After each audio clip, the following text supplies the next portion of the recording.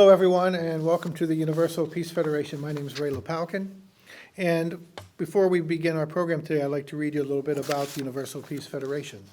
And UPF, as we call it, is an international and interreligious network of individuals and organizations, including representatives from religion, government, civil society, and the private sector. And we're dedicated to achieving world peace. An NGO in general consultative status with the Economic and Social Council of the United Nations, UPF supports the work of the United Nations, particularly in the areas of interfaith peace building, peace education, and the strengthening of marriage and family. There are many critical challenges facing our world at this time, from poverty and climate change to conflict and inequality. At the same time, the rise of civil society initiatives and the expansion of Track 2 diplomatic efforts involving people-to-people relations provide new dynamics that can complement and support the work of governments in the search for solutions to our world's most pressing problems. UPF has developed a strong track record of accomplishment. Our commitment to service, partnership, and cooperation are hallmarks of our work. Through forums, seminars, conferences, service programs, and interfaith peace initiatives, UPF is building a global network of peace builders to contribute to a world of sustainable peace, in which everyone can live in freedom, harmony, cooperation, and prosperity. We invite you to join our effort, share your ideas, and contribute to this global effort to build a world of sustainable and lasting peace. And within UPF, we have a number of associations, and one of them is what we call IMAP. It's the International Media Association for Peace. And we've done recently some webinars on the concept of human rights and religious freedom. And we're going to be watching a little video on some of the speakers who were the panelists on this webinar. But first of all, let me read you a little bit about IMAP. It's an association of media professionals and a global network of media who work together for the achievement of a world of lasting and sustainable peace. The International Media Association for Peace recognizes the vital role that journalists play in guarding against totalitarianism and supporting the expansion of freedom. IMAP represents a worldwide professional network of journalists who support a socially responsible and moral media to convey accurate content, address the challenges of our time based on the highest principles of ethical journalism, and understanding that universal values are key elements of a world of peace. So at this time, we want to show a video. It's on a webinar that we recently had with IMAP, and it's titled "The Voice of the Voiceless, Media Responsibility to Defend Religious Freedom." And the speaker today on this program is Dr. Frank Kauffman. So please enjoy the video. So our first speaker today will be Dr. Frank Kauffman. Dr. Kauffman is a graduate of Vanderbilt University and president of 12 Gates Foundation. He's the editor-in-chief of New World Encyclopedia, an online general knowledge encyclopedia providing accurate and reliable information. Dr. Kauffman's work in the arena of religion and peace has involved him in interfaith and humanitarian missions, including extensive work in Israel and Palestine, Croatian refugee camps, the Eritrea-Ethiopia border, Hindu-Muslim conflict zones in India and Kashmir, revolutionary centers of southern Philippines, the Gulf, Sri Lanka, and elsewhere. And again, his topic will be religious illiteracy and religious freedom. Welcome, Dr. Kauffman. Thank you. I'm happy to be here. Thank you. So I'll begin. Is that it? Yes, thank you. Thank you very much to the organizers. Congratulations for putting this together. Thank you for all the participants and guests who have logged in and are part of this. I'll keep introductory remarks and thanks to a minimum because I have a fair amount of content and I'm going to keep to the time. So the content touches very superficially on issues, all of which require far more extensive investigation.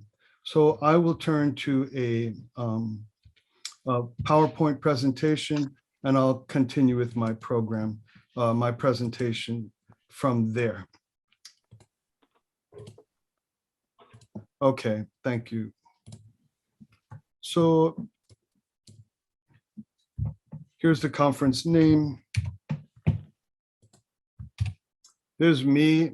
If people want to take a quick second to get my email address, if there's anything I raise or for any reason you want to reach me, I welcome anyone and everyone if I can be helpful ever.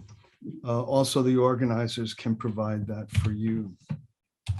The title of this meeting is called The Responsibility of the Media to Defend Religious Freedom. That means that we deal with three things: religion, government, and media, obviously. And what are the interrelationships among these three power structures? All of these parts of living life in any society, religious, government, and media, all wield power of different sorts, and anything with power competes, and ideally healthy relationships among the various spheres can obtain.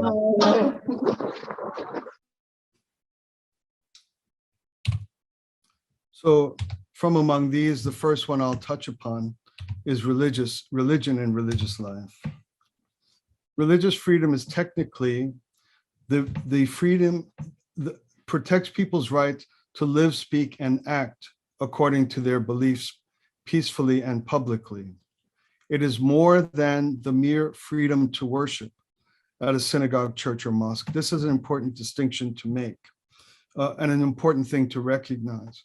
Religious freedom is supposed to protect the entirety of a person's life. I need not ever violate my religious beliefs, my conscience, and my commitments ever. So if I am a Catholic, if I function under religious freedom in the society, I should never be forced to abort a baby, and so on and so forth. So it's important to understand technically what religious freedom is. It's very often misunderstood to just mean you're allowed to think whatever you want or believe whatever you want or go wherever you want to church, or if you're a Muslim, you can go to synagogue. This is not religious freedom. Religious freedom means that you do not ever have to go against your core values and beliefs in order to conform to culture or government. In the United States, that right, and here's an important element, it gives you the right to act. You have to be religious, you must behave in a certain way. And so the rights of religious freedom guarantee our rights for our behavior, our public behavior. That's a very tenuous issue, and the government is always has to measure these things. There's certain actions that one could claim to be religious that would be problematic in civil society. In the United States, these rights that I just described are guaranteed by God himself, herself. They are unalienable. They can never be taken away. They're not given us by the government. They don't come from anywhere else other than the fact that human beings have a creator, and these rights are the same as the capacity to breathe. Remember that it's protecting all of life, more than just where you're allowed to go to church. And the guarantee is that it comes from our creator. It is not generously given to us by anyone or anything. That's in the United States. It derives from the preamble to the Declaration, to the Bill of Rights. It's the first right, freedom of conscience and freedom of religion. The United Nations Universal Declaration of Human Rights guarantees religious freedom, but in quite a different way. Here is Article 1 and Article 2 of the United Nations Declaration of Human Rights. We are endowed with reason and conscience and should act toward one another in a spirit of brotherhood. This is secular in its affirmation.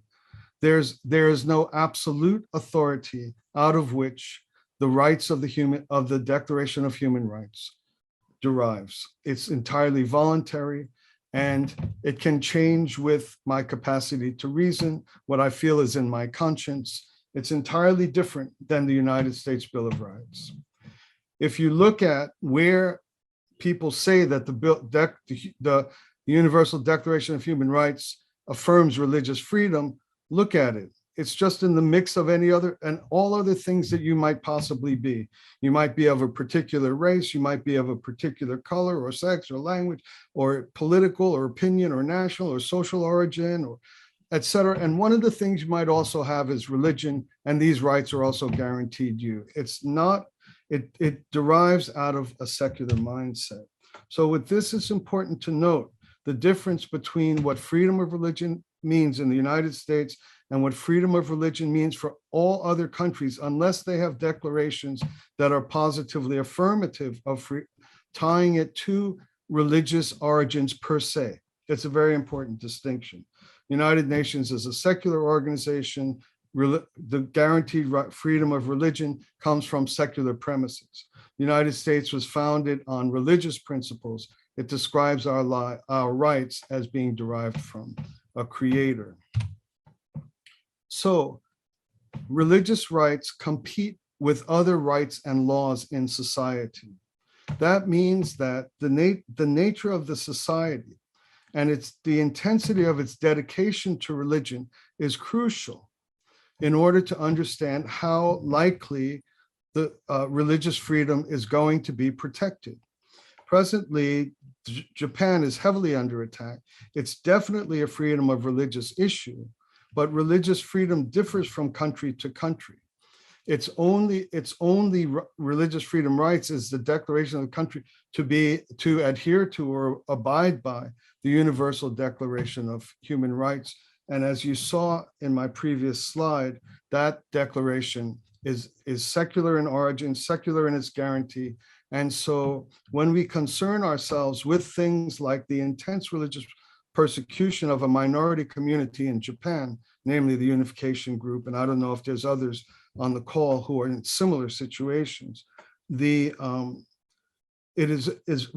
need to know the extent to which or precisely what freedom of religion means in the Japanese Constitution and its rights. The next thing to look at is the government or the state. The government is the only entity that can either protect or deprive religious freedom. It's the only thing that can do so. You can have cultures that make it hard to have religious freedom, but the state is under the force of its legislation, and that's where the freedom of religion can be curtailed or it can be guaranteed.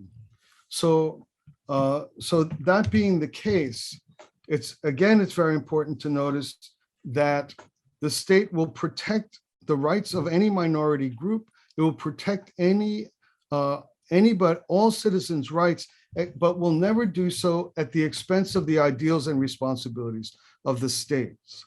So the rights of religious freedom compete with other rights. If I live across the street from a park, if my religion obligated me to sacrifice goats at a given time in the lunar calendar, I could not do this in the park across the street, even though it's a religious act and it's guaranteed as my religious freedom. It competes with other rights and laws. And so the state's interpretation of religious rights is always in competition with all other rights. That's part of the problem we're experiencing in Japan. The state might say, every person has a right not to be disturbed after 8 p.m. And it's just the way they run their government. And that's in conflict with certain religious rights. If you want to go visit someone or have a meeting after 8. And so it's not a technicality, it's an art, and it's in constant flux. In the United States, it's strongest, it's ironclad, it's tied to our Constitution, but in other places, it's more tenuous. And even in the US, now it starts to come under serious threat, religious freedom, serious threat. Part of it is to try to move legislation in such a way that those rights are made more explicitly to compete with the rights of other communities. So in recent years, especially since the early 90s, there's the rise of this doctrine of hate crimes, hate speech, and in our present time, speech as harm and speech as violent.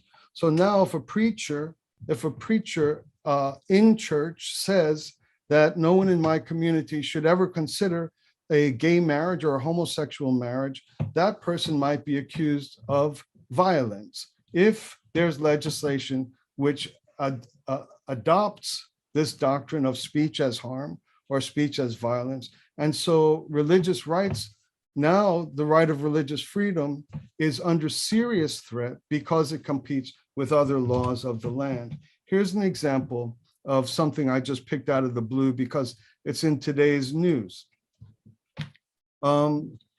Rachel Levine, anybody familiar with Rachel Levine? Are people familiar with Rachel Levine? This is one of President Biden's appointees. I forget exactly her. She's only recently but her role in US government affairs. She's demanding that tech companies censor gender-affirming, gender-related, quote unquote, misinformation. Some people call gender-affirming care the following: chemical castration, sterilization, physical mutilation of children and young adults. If the laws of the land, and this might be a simple description based on one's religious understanding of the nature of gender and sex at birth, the nature of being born as one of God's creatures. If the laws make it such that that is called incitement of violence, it becomes up to the government to decide whether it can guarantee religious freedom. These are the types of problems we face. It's not simply something we can just yell and scream about and insist. It has to do with the capacity to retain religion in our society. What is the role of media? That's the third element, the third point of power that I mentioned. Ideally, media has grotesquely degenerated in America more than elsewhere, but in the world at large. But ideally, media has a couple of iron rules. It should be committed to the truth first, and above all and completely. It should be independent. It should not be a pravda. It should not be at the surface of a power center. It should be unbiased. It should get all views and present all views and write accurately. It should not be cruel. It should have humanness. It should have empathy for the subjects it covers. And it should be accountable. That's why you see retractions in newspapers and so forth. That's the role of media. It has no other job. It has no other job than these five things in its ideal. And media today is nowhere near behaving with this ideal. Which part of these five things do we find the obligation to defend religious freedom? It's not there. It's simply not there, except maybe humanness. But there is an obligation of media, and that is this, that its job is to make sure that those in power do not abuse their power. Media exists to protect the powerless from the abuses of the powerful. That's where, if a religious minority or a religious community is being persecuted by the government or by agents in culture, and then the media can expose whenever the powerful are exceeding their role and their status. Only when they're exceeding their role and their status.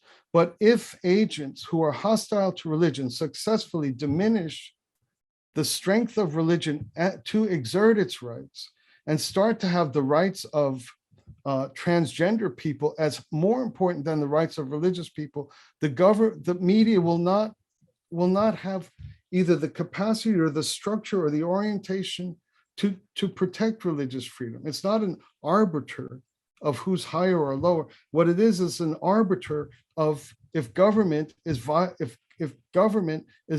using power in excess of the laws of the land. That's the role of media. So So I conclude here. I hope I haven't, I think I've kind of stayed on time, I hope, Ray. Okay, here's my conclusion. This society and culture must recognize and understand that religion is indispensable for a free democracy. If this declines, because religion competes with other rights, it will lose the protection of the state. Secondly, once religion declines in a culture, every person who's driving culture, including the media, becomes ignorant religiously. That means media doesn't even know what they're looking at. They don't know what religion is. None of them are religious. They've never been to church. They don't know how that feels. That's exaggerating. There's a lot of very religious journalists and so, but what I'm saying is that when religion goes away, like it has in the US and in the free world, if religious people don't have a way to keep in the forefront how vital religious conscience and religious life and religious practice is, it will lose its protection. And our worry about what the media does will be far secondary. The government will already consider it proper to deprive people of conscience and religious act. Finally, the third and final thing I'll say, and if I've gone over, I apologize and thank you for a little extra time if I took it. The interreligious mentality is crucial in a time when religion is declining, because the voice, the protection of religion must be the protection of all religion. Religions must stand together. There's that famous quote, they came for the Jews and I said nothing. We must have every one of each other's backs. We must love one another more than we love the confidence and truth in our own community. We're protecting religion per se. And so these are my concerns. These are my warnings. I don't think that getting into a big argument with media is especially in our interest. I think our more important mission is to make sure that our land does not decline, does not become a religious wasteland. It's an important work of ours. Okay, thank you very much for the time. And thank you for the opportunity to be with you this afternoon. Welcome back. I hope you enjoyed that video. Dr. Kauffman gave an amazing presentation. One of the activities that UPF has been participating in, along with the Washington Times Foundation, was a conference that was recently held in Washington, D.C. And it was the International Religious Freedom Conference, attended by people, obviously, all around the world who are working and fighting for the rights of religious freedom. And I wanted to read a little bit from that conference. The right of freedom of religion and conscience belongs to every person by virtue of his or her humanity, and reflects the core of his or her dignity and personhood. Men and women are endowed with reason and free will, and by their nature desires the truth, which religion seeks to provide. The right to religious freedom is enshrined in Article 18 of the Universal Declaration of Human Rights, which declares, everyone has the right to freedom of thought, conscience, and religion. The right includes freedom to change his religion or belief, and freedom, either alone or in community with others, and in public or private, to manifest his religion or belief in teaching, practice, worship, and observance. The denial of religious freedom to any person is to deny his or her right to live a fully human life and to flourish as a human being. Religious freedom is important to human beings because religion is important to human beings. The vast majority of the world's people belong to a religious community or are religious in some form. Protecting religious freedom equally for all persons and for all their respective religious communities is critical to individual human life flourishing, the flourishing of religion, and the flourishing of nations. The striving of nations toward full equality of religious freedom for all their citizens and all their religious and non-religious communities can contribute to social harmony, economic prosperity, political stability, and the lowering of religion-related violence. The achievement by nations of religious freedom for all their citizens and religious communities, protected in law and valued by culture, would dramatically increase international justice, stability, and peace. The defense of religious freedom transcends the partisanship in politics and the protection of conscience, and it serves as a fundamental cornerstone for the flourishing of just, free societies.